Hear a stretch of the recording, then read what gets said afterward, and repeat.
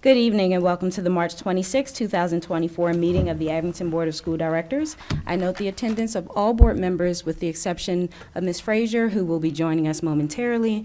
And you can see that, or you may not be able to see, but Ms. Fazy is joining us virtually, so we will have full attendance within a moment. Please rise for the Pledge of Allegiance. I pledge allegiance to the flag of the United States of America and to the republic for which it stands, one nation, under God, indivisible, with liberty and justice for all. Thank you. The Abington Board of School Directors has convened this evening's meeting at the Administration Building, and the public is welcome. In consideration of the health and safety of the school community, this meeting is also being broadcast live on the Abington School District YouTube channel. This meeting is being recorded and will be accessible on the district's website and cable channel no later than Friday, March 29th, 2024, to allow those members of the public who cannot participate to view the proceeding at a later time. Comments from citizens will be conducted in person and by phone. Information regarding participating remotely in public comment will be displayed on the screen at that time. The board thanks the public in advance for your cooperation. This is a place where we hold dignity and respect in high regard. Both your presence and your voice are welcome in this space. Dr. Fetcher, any additional items for this evening? I have one announcement this evening. Thank you. I would like to start by congratulating the Abington Senior High School chess team for finishing the top 3 in all divisions at the state tournament. I'd like to thank specifically their coach, Abington Senior High School English teacher, Mr. Sean Simmons, for his ongoing dedication to the team. Our chess team students have been extremely successful in their competitions over the past several years, and we are proud to have them represent Abington at the state level. It's been great to see them over the years and develop, and I recall from the moments when the chess team really started to go out with competitions, and it's something to which we are extremely proud. Excellent. I am also proud. I introduced my baby girl to chess at the age of 3. We'll see what comes of it. Okay, but she does know what all the pieces mean and what they do, so that's exciting. Any additional agenda items or announcements from my fellow board members before we open up with your comments? Okay, Mr. Allen? Nothing, thank you. Miss Eisenhart? Just welcome and happy almost spring break to everybody in the community. Dr. Mowry? Welcome to the meeting, everyone. Ms. Spalding? Just same thing. Welcome to the meeting. Glad to see you. Mr. Muhammad? Nothing, thank you. Ms. Fazy? Welcome to the meeting. And Ms. Hartman? Welcome. Dr. Fetcher, any additional welcomes? Nothing at this time. Okay. I just wanted to say I know I'm not the only person who attended the Art Fest, and you'll probably hear comments about that at the end, but I just had a chance to stop down, and I was by myself, and it was just a beautiful thing walking through. Not because no one came today. I went after hours, so it's amazing, and I'm in awe of the talent that our students have. Welcome, Ms. Frazier. Thank you. Good to be here. I'll give you a moment to get settled, but if you have any opening comments. Welcome, everyone. I'm killing a couple of birds with a stone. My mom always says, you get that saying mixed up. But anyway, my daughter was baptized at 7:15, and my plan was if it happened by 7:15, I'd make it here. So I'm here. What an awesome moment. I'm happy you chose to be with your daughter because that is important. And I'm also happy that your voice is here, so thank you for making the effort to be here. Thank you. Good to be here. Okay. Dr. Fetcher, can you please proceed with this evening's orientation? Yes, Ms. Brown. At this time, I'm going to ask Ms. Laura Nama, Assistant Director of Secondary Teaching and Learning, and Mr. Scott Berger, our Supervisor of Social Studies, to provide an orientation on the Abington School District Social Studies curriculum.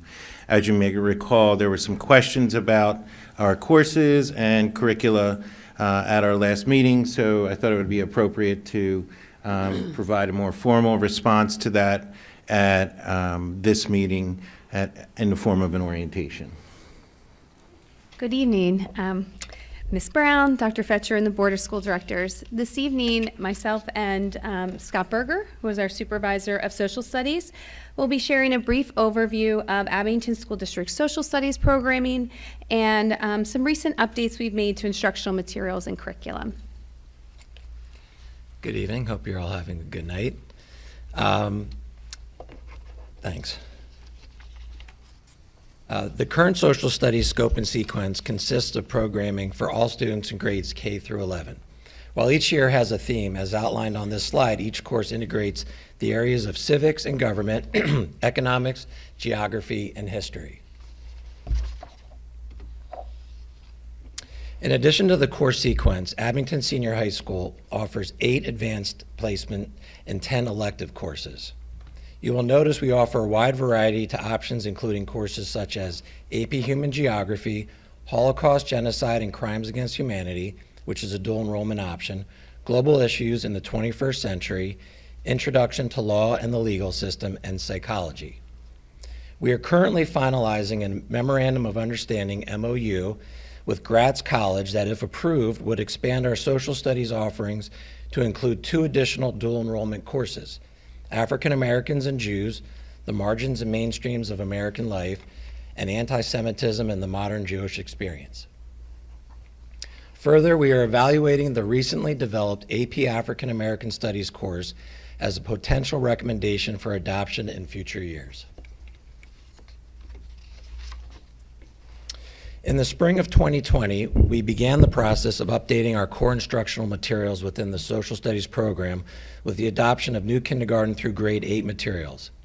In 2022, we updated the grade 10 civics and grade 11 American history instructional materials, and last year, the grade 10 world history materials. Each adoption was recommended by a superintendent's committee, composed of multiple stakeholders, and received high ratings for their inclusion of diversity, topics, and information. During this time, we also updated the instructional materials for a variety of advanced placement and elective courses, including AP World History, AP Microeconomics, AP Macroeconomics, Sociology, Psychology, AP European History, AP Psychology, Introduction to Law and the Legal System, AP United States Government, and AP United States History.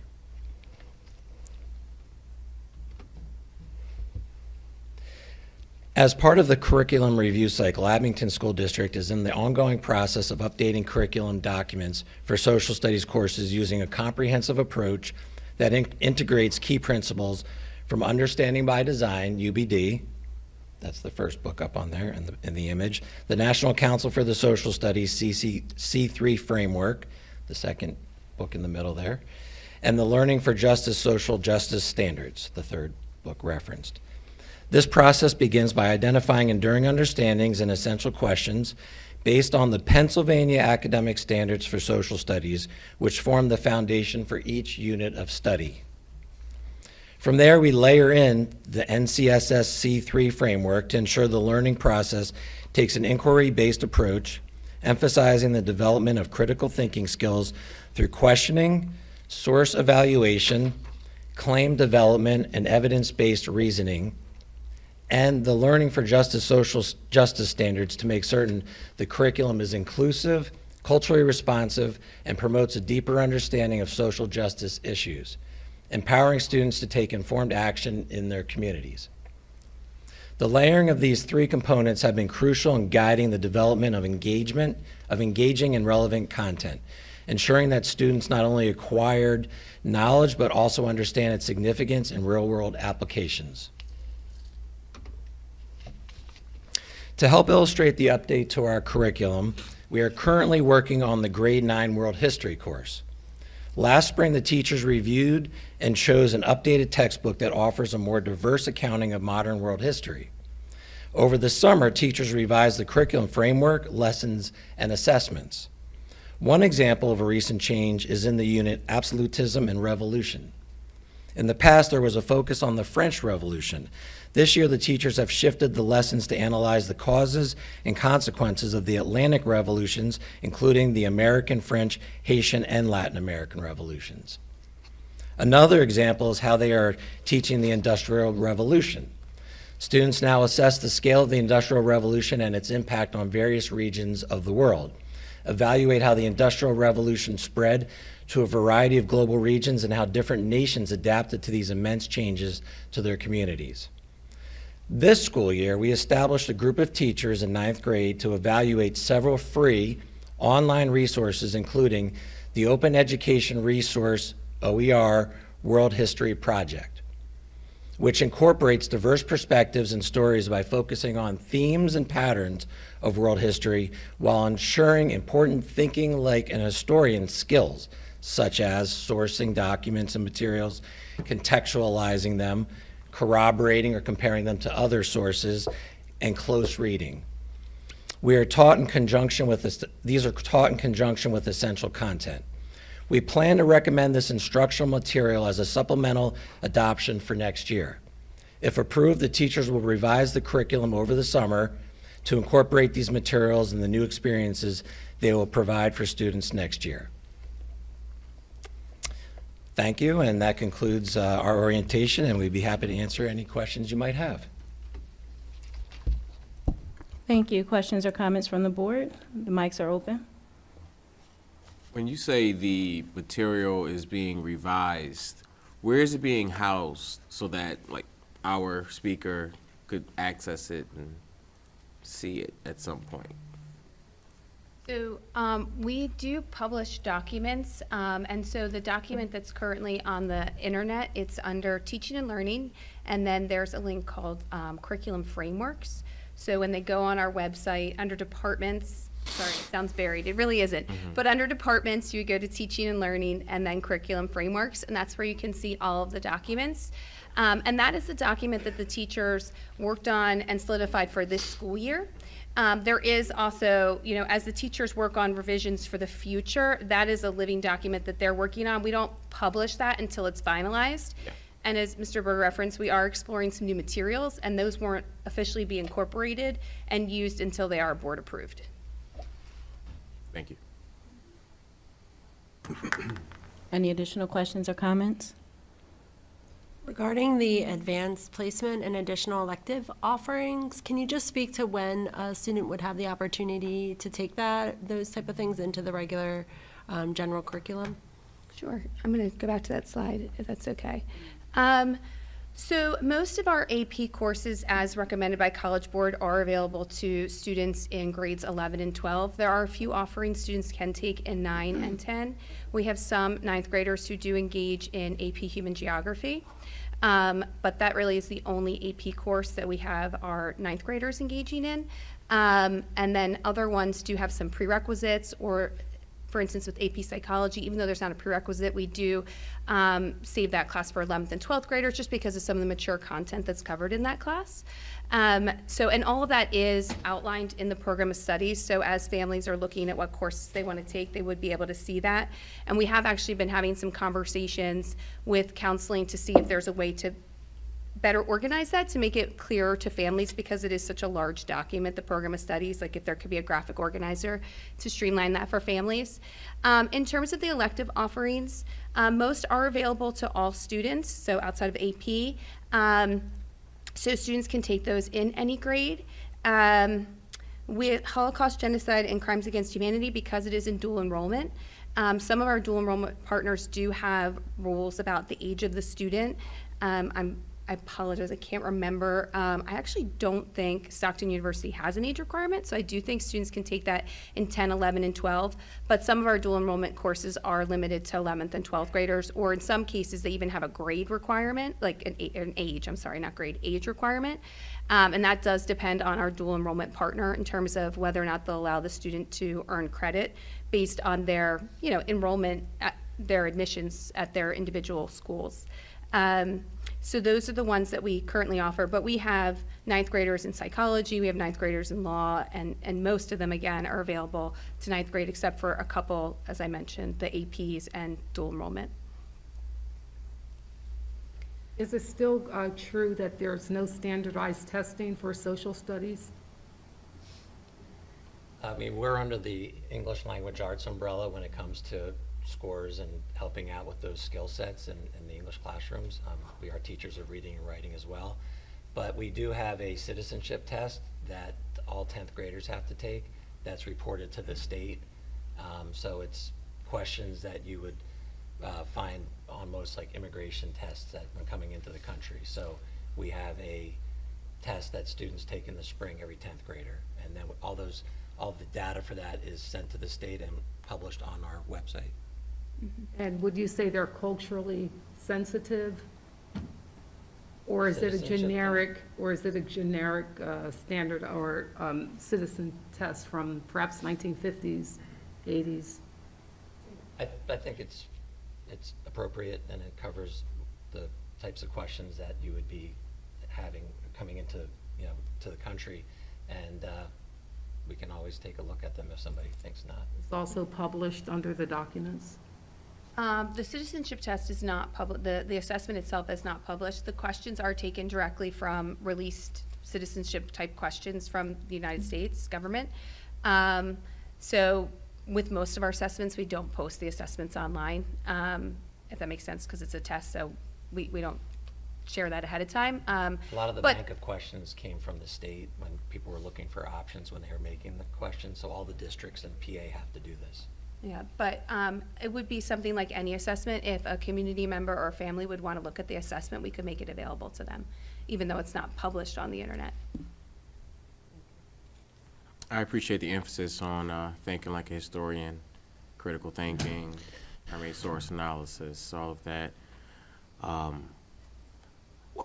What type of professional development do we see teachers receiving in this form of social studies education?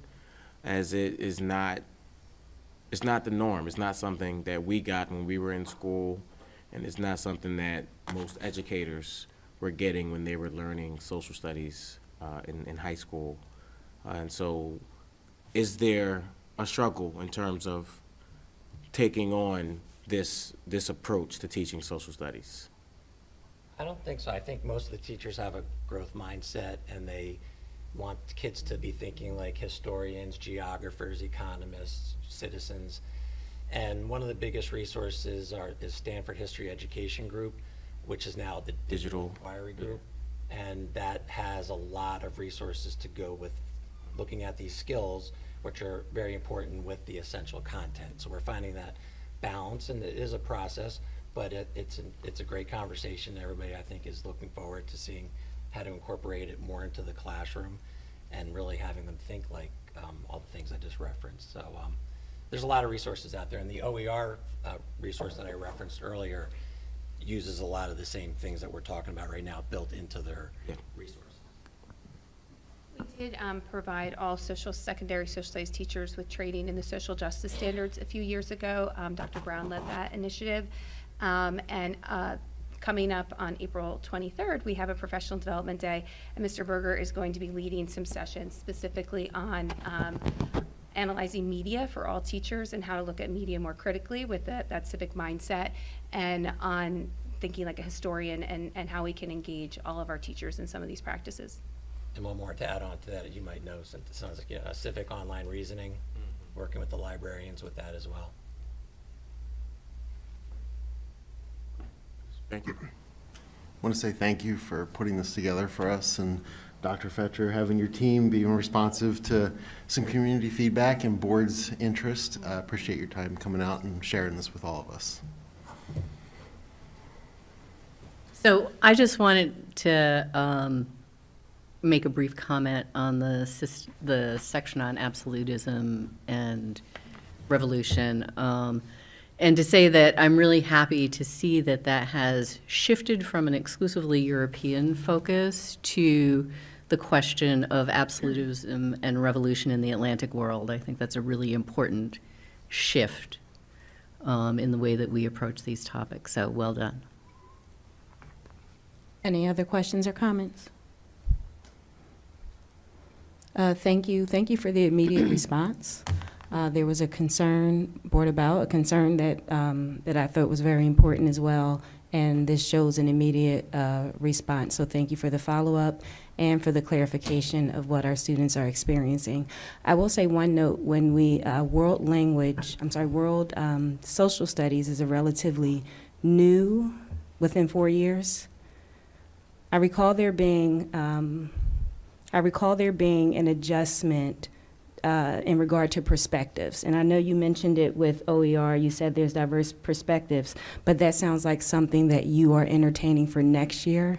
I was under the impression that it was something already built in within the last 3 years. I don't have my notes from 2 years ago in front of me. No, so it is already built in, but we're continuing to look at how we can do it even better, I would say, and to be more inclusive in the conversation. And so what Mr. Berger and his team have really looked at this year is what additional supplements can we bring in besides traditional textbooks to really make sure we're exploring all the perspectives and really providing that, world view for world history in particular. This is work that we saw College Board did with AP World History, and so they've provided some direction for the AP course specifically, and that happened a few years ago. But really over the last few years with our adoptions, and with each adoption we have rewritten the curriculum, we have been making a concerted effort to really blend the social justice standards, the C3 framework, and planning with the standards in mind to really make it more theme-based, which gets us to being able to explore other perspectives as opposed to just focusing on a specific event in time, if that makes sense. Excellent, thank you. Yep. Funny point of clarification, although I do use the social justice standards in mathematics in my profession, I was not the one leading the professional development. That was Dr. Brown. Oh, I know. did I say it wrong? No, you said Dr. Brown. okay. But since he's no longer here, I just wanted to make sure that people knew that I didn't lead the professional development. It was our former equity officer, Dr. Brown. Yeah. That's all. Sorry. Yeah. Thank you. No, you're good. Okay. Thank you for your time. I appreciate you. Dr. Fetcher, anything else? Nothing else on the orientation. I just want to make an announcement that we were having some issues with board docs this evening. For those of you who are in the room, if you need an agenda, there are paper agendas available as well. It seems to be coming back slowly, so it's up now. Okay. So we may have some issues, but if you are in the audience, we do have hard copies, actual paper.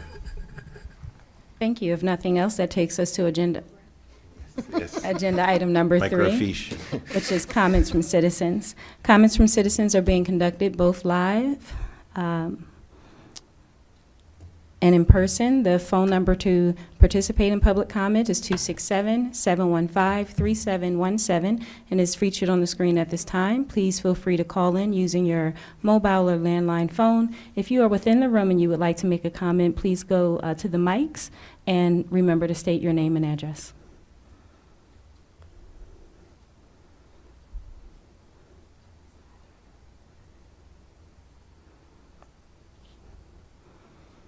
We'll just give it a moment, especially for our callers.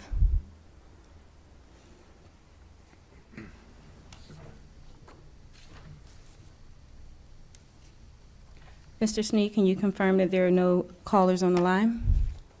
That is confirmed. Thank you, and I'll confirm that there are no speakers within the room. That takes us to agenda item number 5. Ms. Eisenhart, can you please read the recommendation to approve the personnel addendum? Yes, that the Board of School Directors approves the changes in personnel as reflected in personnel addendums numbers 5.1 and 5.1A and confidential addendum number 5.1B. Second. We have a second, Dr. Fetcher. Thank you, Mrs. Brown. The personnel addendum begins with requests for leaves of absence for 5 professional employees, the appointment of 2 long-term substitutes, compensation for IEP meetings, interpreter and translation services, and after-school tutoring program and parent meetings. I bring your attention to the retirements of Ms. Susan Gould, an itinerant elementary mathematics teacher who has served the district for 33 years. Ms. Susan Shoreday, a second-grade teacher at Willow Hill Elementary School who has served the district for 21 years. And Mr. Daniel Lockerty, a dayline custodian at Abington Middle School who has served the district for 19 years. We thank them for their service, and the personnel addendum continues with support and auxiliary staff items. Thank you. Questions or comments from the board? Congratulations to our retirees. Thank you. Mrs. Flanagan? Mr. Allen? Aye. Ms. Frazier? Aye. Ms. Eisenhart? Aye. Dr. Mowry? Aye. Ms. Spalding? Aye. Mr. Mohammed? Aye. Ms. Vacy? Aye. Mrs. Hartman? Aye. Mrs. Brown? Aye, ayes have it, and motion passes. Mrs. Eisenhart, can you please read the recommendation for approval of the financial report? That the Board of School Directors approves the financial report for the period ending February 29th, 2024, as reflected in addendum number 6.1. Second. We have a second, Dr. Fetcher. Thank you, Ms. Brown. I'm going to ask Mr. Charles O'Neill to please summarize the January 2024 financial report. Thank you, Dr. Fetcher. Financial report for the period ending February 29, 2024. Revenue. As of February 2024, the district received $148.2 million of the $178.1 million revenue budget, which equates to 83.2% of the revenue budget. In February 2023, the district collected $141.9 million of the then $168.5 million revenue budget, which equates to 84.2%. Year-to-date, we are $6.2 million ahead of last year, which is attributable to greater interest earnings and greater real estate tax collections than in February 2023. On the expense side, year-to-date, we have expended $104.2 million of our $189.9 million expense budget, which equates to 54.9%. For the same time period last year, $101.2 million was expended of the then $180.9 million budget, which equates to 55.9%. This concludes the February 2024 financial report. Thank you, Mr. O'Neill. We can answer any questions that you may have. Thank you. Questions or comments from the board? The mics are open. Seeing that there are none, Mrs. Flanagan? Mr. Allen? Aye. Ms. Frazier? Aye. Ms. Eisenhart? Aye. Dr. Mowry? Aye. Ms. Spalding? Aye. Mr. Mohammed? Aye. Ms. Vacy? Aye. Mrs. Hartman? Aye. Mrs. Brown? Aye, ayes have it, and motion passes. Ms. Hartman, can you please read the recommendation for approval of the payment of bills?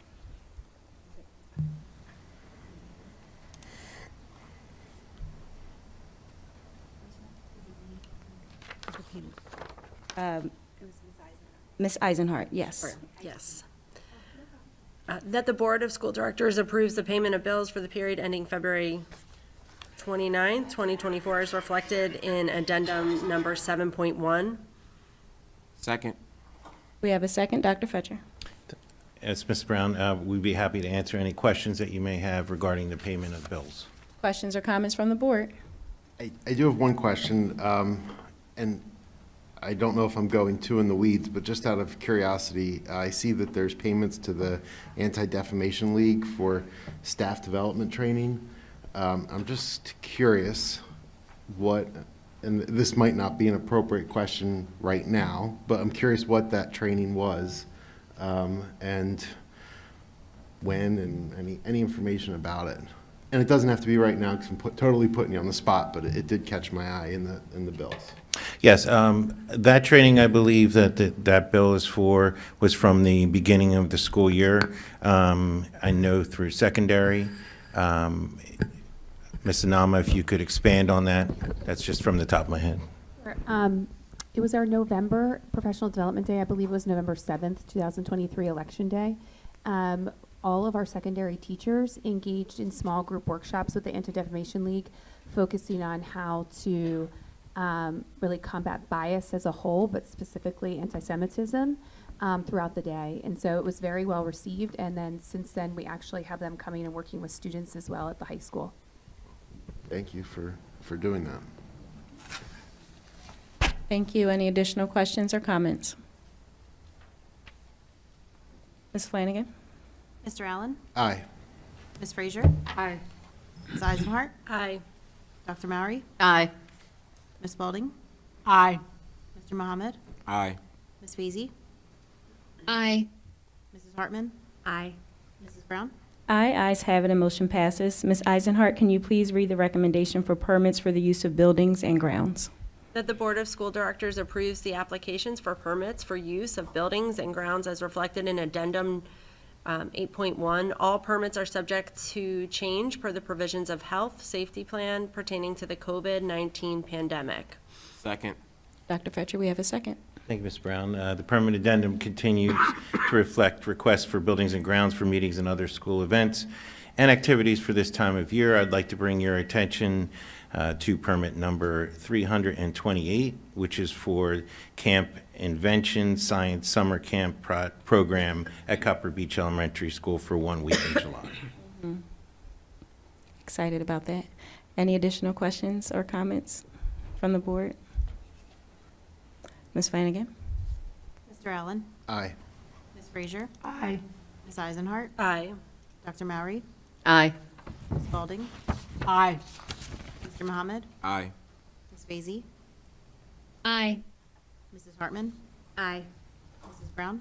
Aye, ayes have it, and motion passes. Ms. Eisenhart, can you please read the recommendation for awards of contracts? That the Board of School Directors approves the awards of contracts as reflected in Addendum number 9.1.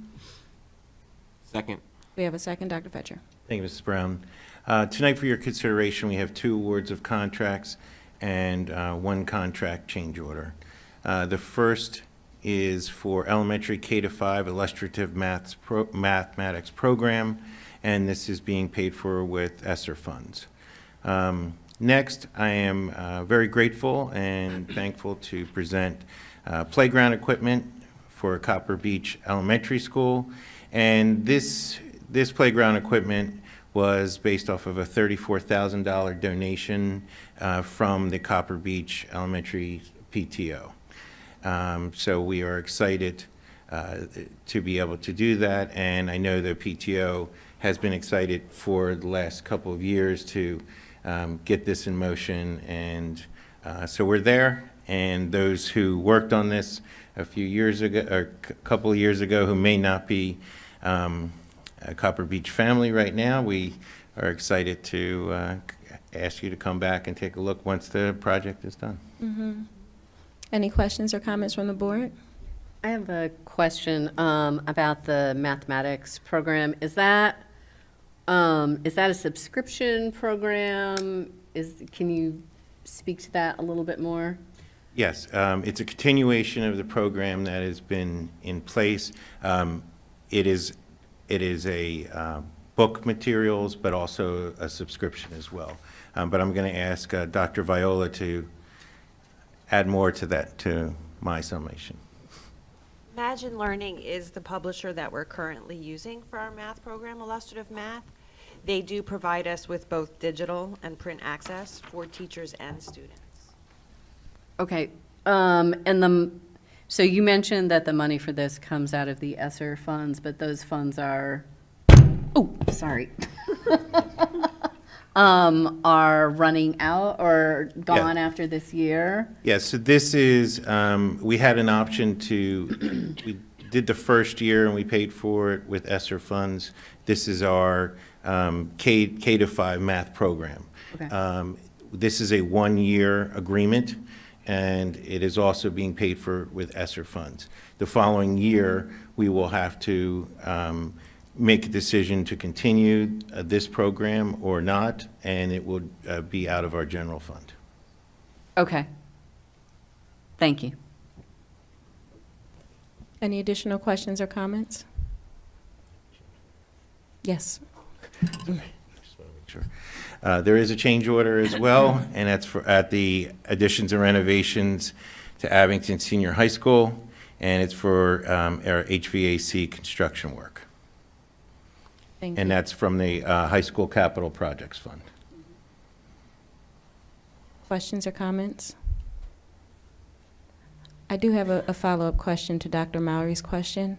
In regard to piloting, if we know we're a year out, can you speak to the output or the impact that this has had on learning? And if we are considering something else, and there's been a lot of investment in this. I've seen teacher training, parent training. Can you just speak to that process if we're not sure what will happen after this year? Dr. Viola, could you speak a little bit about the committee work that was done over the last 2 years and then continues to meet throughout this implementation? So, for this major adoption, we did hold an elementary committee for the adoption of math materials in K through 5. That committee's work did last a year and a half, with the addition of some reviews that were, and feedback that were taken from all classroom teachers. We did place those materials in the schools for review. After that decision to recommend this program to you, we have had extensive, as you said, professional development for our teachers. We have had parent meetings and opportunities to really delve into using the materials with students as we started professional development before we began using the materials with students, which was September of this year. We continue to review the data from our students in terms of their progress.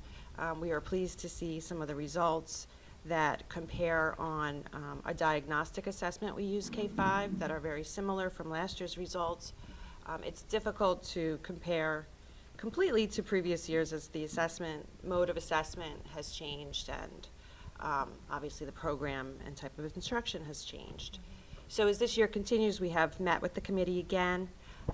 We do spend time in the schools listening to teachers to learn how they feel about the program and what it's like to teach with these materials. And we will continue to do that for the remainder of this year, obviously, and into the summer to make a solid recommendation for how to move forward. Yeah, and I think it would be helpful also to explain that illustrative mathematics, there are multiple vendors, or 2 vendors at least that we looked at, who, my term, package illustrative mathematics. So the overarching is illustrative math, and there are different vendors. And can you explain that a little bit? Because that, I think, Illustrative mathematics is actually an open resource. However, it is packaged by specific publishers who become certified partners to illustrative mathematics. At the time of our request for bids, there were 2 responses. These 2 vendors that you see were the responses. However, that may change, and we can review again in a year which vendors are providing these materials. But the big, difference between the materials is the digital piece and the print piece. So we'll be analyzing closely how the digital piece is impacting learning for our students in all grades. and I think it's important to note, and please correct me if I'm wrong here, but the professional development is done on illustrative mathematics. So any of the vendor materials that are packaged, any of the previous professional development would not be, would be valuable, and it would be regardless of the vendor. That is good to know. The professional development is primarily on the pedagogy, instructional techniques, the mode of instruction that, we would use, and the content, how the concepts are instructed. Valid with any program. Last question, does this offer teachers access to the illustrative experts? For example, are there follow-up meetings for them to be able to ask or share what maybe technical problems they're having, or if there's anything new with the specialists from illustrative mathematics?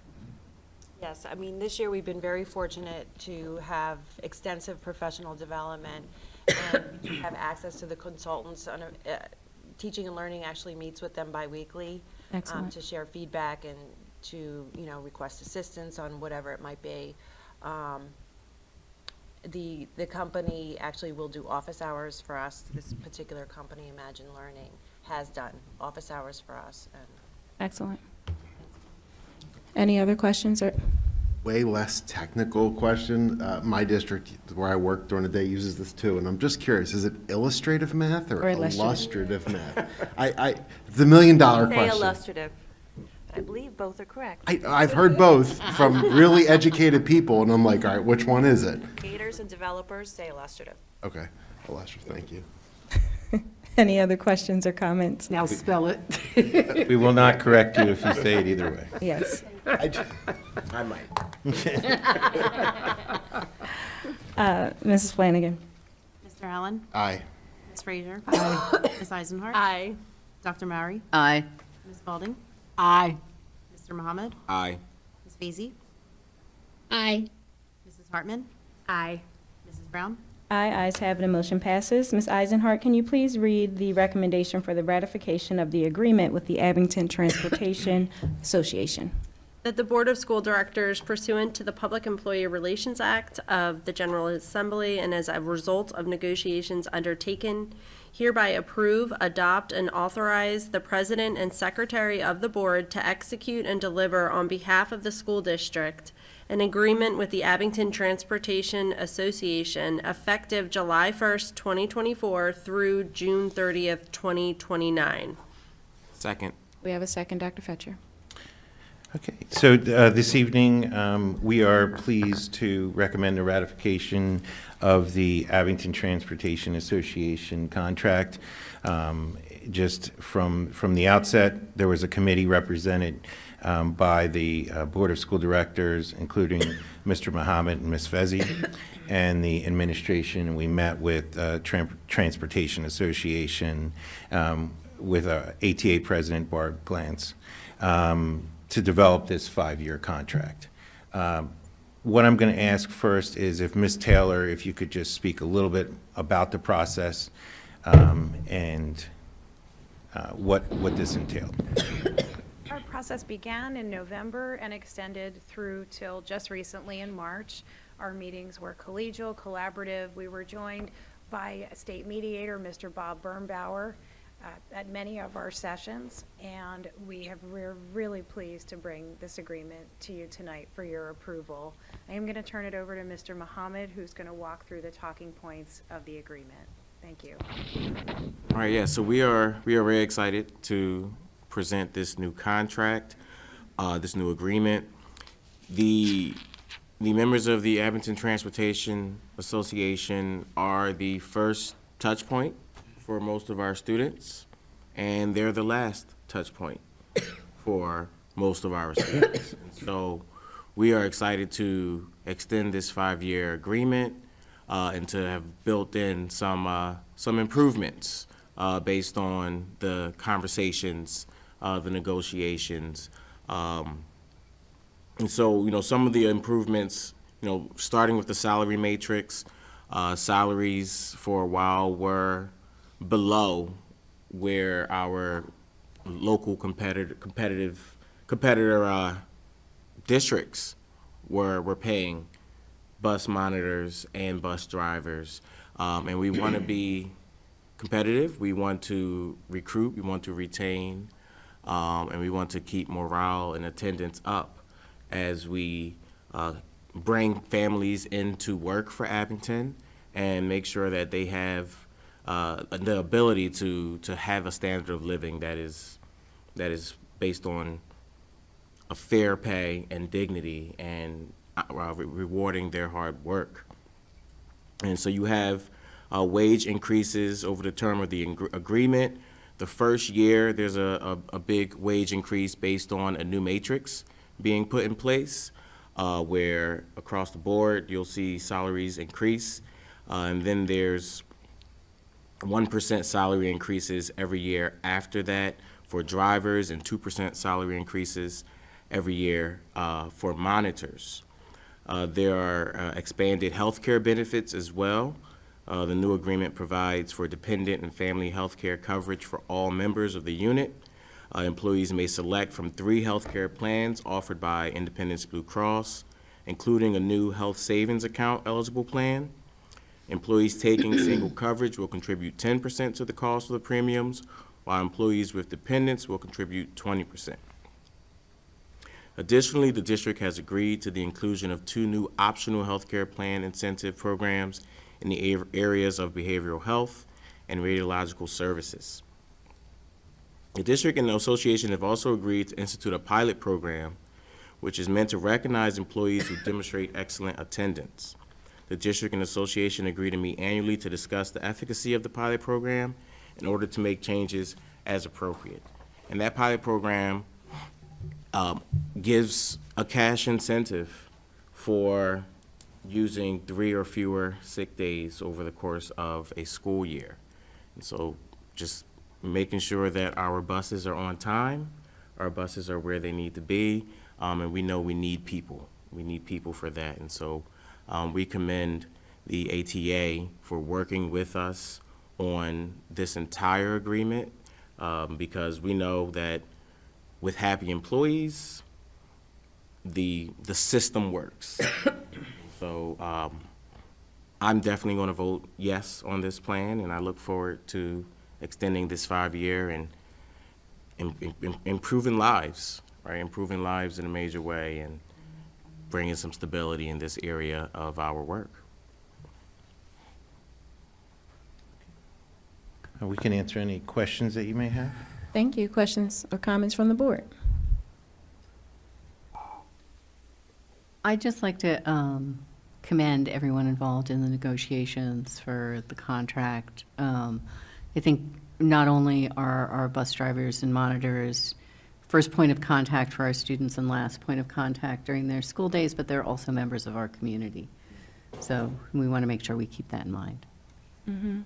By eliminating the longevity incentive, do you guys save, or do you come out even, or do you, how is that cost? What does that cost look like by eliminating the longevity incentive? Does that suggest that over a period of time, the individuals would get a particular percentage after working X amount of years? And if so, how does that play out in terms of the costs? Is there any savings associated with that? Doesn't necessarily create a savings, but it does condense the time with which it takes to reach the maximum. So under the previous contract, it would take 6 years to reach the highest salary step. So now conversely, it will take 4. So within the framework of the entire agreement, the district will spend more money in year 1 than it will thereafter. Thereafter, because the increases are conservative, then it is much, much lower. So I hope that answers your What's question. much lower, you said? Years 2 to 5 are, the cost of the contract is lower because it's a 1% increase only. Thank you. Any additional questions or comments? Flanagan? Mr. Allen? Aye. Ms. Frazier? Aye. Ms. Eisenhart? Aye. Dr. Mowry? Aye. Ms. Spalding? Aye. Mr. Mohammed? Aye. Ms. Beasy? Aye. Mrs. Hartman? Aye. Mrs. Brown? Aye, ayes have it and motion passes. Dr. Fetcher, any additional announcements or recommendations? I just wanted to give an opportunity if Barb Glantz that would like to say anything. One, thank you. Negotiations were very smooth. You have my last name wrong. Mm-hmm. Fodiatis? We apologize, Ms. Fodiatis. Apologize. And if you're listening at home, because you weren't at the mic, I just wanted to repeat that you said thank you and that negotiations went very smoothly. Thank you. Dr. Fetcher, anything else? No, other than apologizing for not making this shift in my notes. So Thank you. Thank you. At this time, are there any additional items to be brought up about from the board? Okay, we'll open up for comments from citizens. Comments from citizens are being conducted both in person and by phone. You may call in. And the number is 267-715-3717 and is featured on the screen at this time. If you would like to make a comment within the room, there are mics to the left and right of you. Please be sure to state your name and address.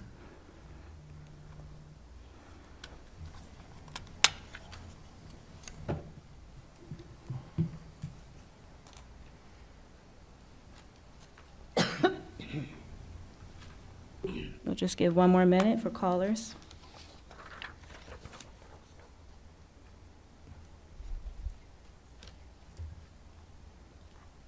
Mr. Sneed, can you confirm that there are no callers on the line? We just got a caller. Next citizen for public comment is phone number ending in 856. Phone number ending in 8560. Please state your full name and address. Thank you. You can hang up now.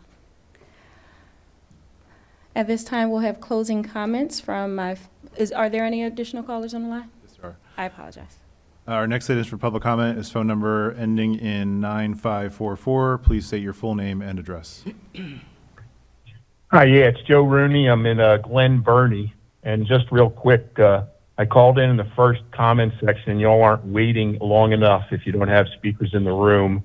I'm going to assume that it was just an accident that I didn't get through because I was in the queue. So a couple quick items, and it's from the first comment section. I don't know if you're going to give me 6 minutes or 3 minutes, but first, I wonder if you could explain to me, how is African American history not American history?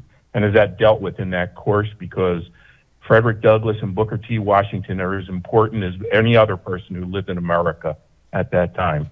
The second thing is I look forward to reviewing the social justice standards, because I'm wondering, how does Abington School District make sure this isn't just political propaganda?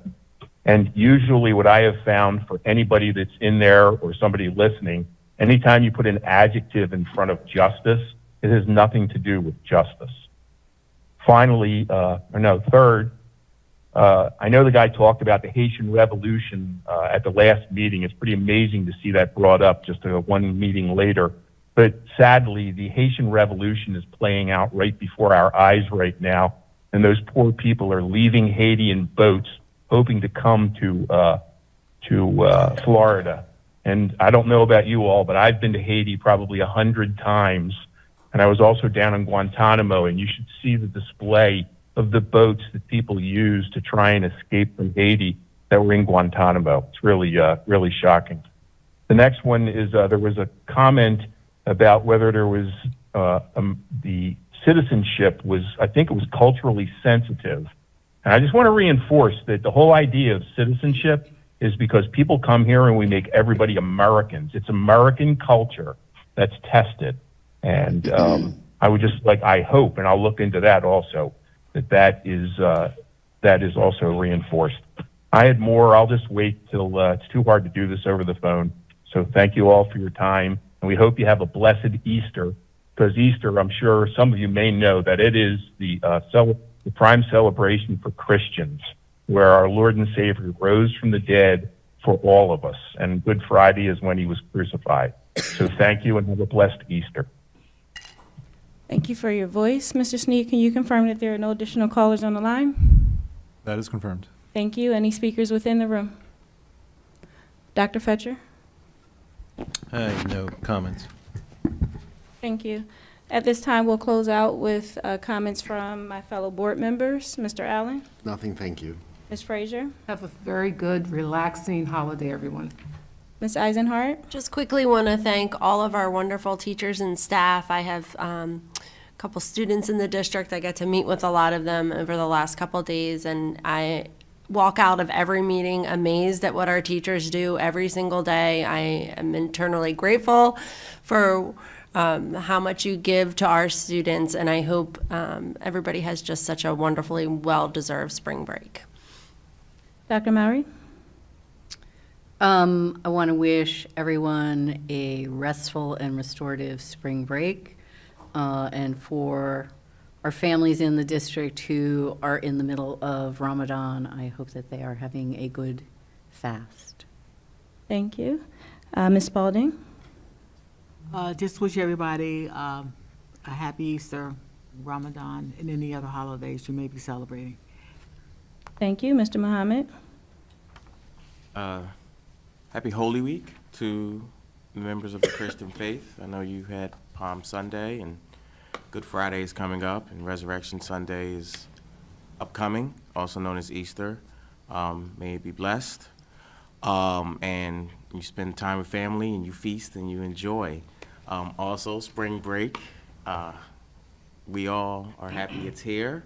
I know there's one more day for the members of the Abington School District community enjoy your spring break, and let's come back and get this fourth quarter rolling. Ms. Fazy?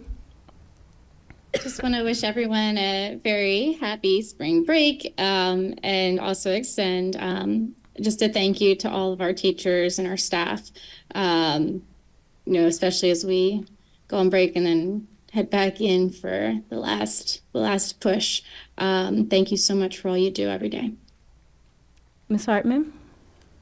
I want to just thank all of the art teachers in our school district for facilitating the art show.